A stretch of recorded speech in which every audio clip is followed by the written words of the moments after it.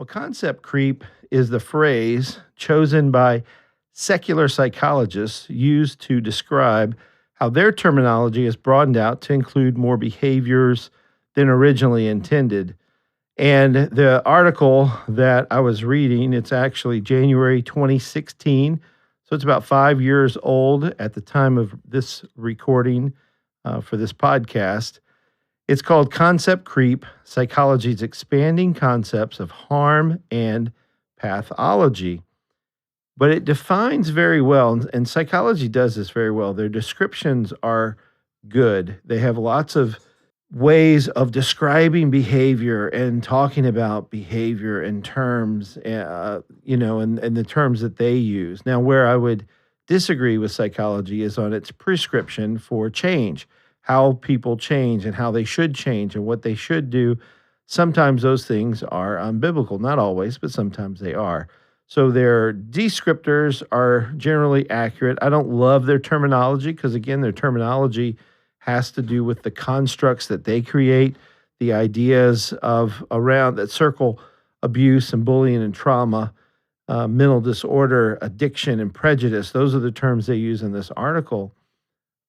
But we would use biblical terms. Instead of addiction, we talk about idolatry. Instead of alcoholism, we talk about drunkenness and so forth. So you've heard me talk about that. But what I want to talk about specifically in this podcast is, this concept creep idea. And so psychology is always changing. So their field is ever changing because they don't have a biblical foundation. They're on shifting sand that is beneath their feet. That's what they're standing on. And so things change.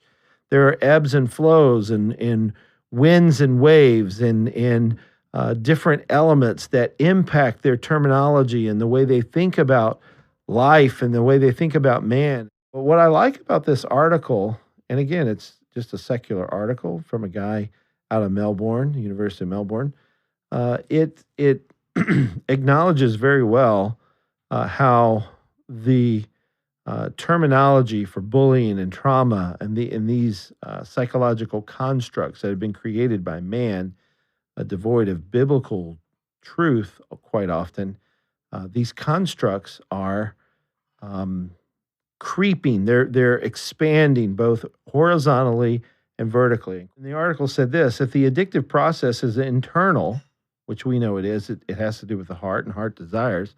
If the addictive process is internal, it makes little sense to restrict the concept of addiction to dependence on substances.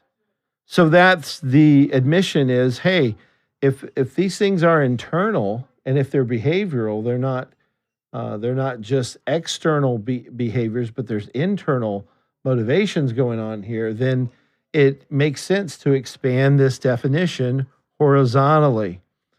And of course, that is what is happening. I mean, everyone is claiming to be addicted to all kinds of things.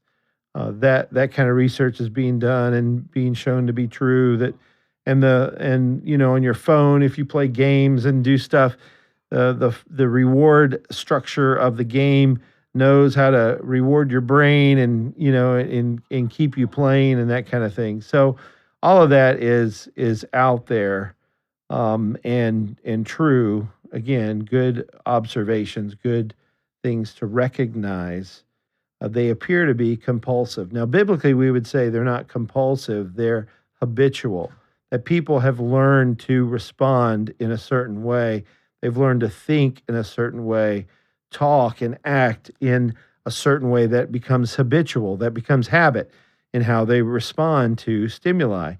And that's the major concern for us as biblical counselors, is helping people to put off bad habits with the put on of good habits. And we want to help people to do that. We believe there's great hope in helping people to do that. So with addiction, you understand the point here is this horizontal expansion of including more and more behaviors.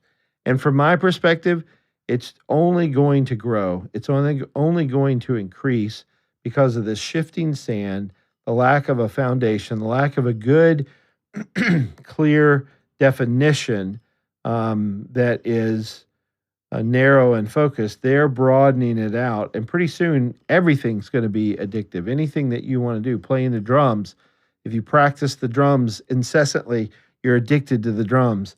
If you are, I mean, you could imagine it. Just any kind of behavior is going to have addictive properties, as they say.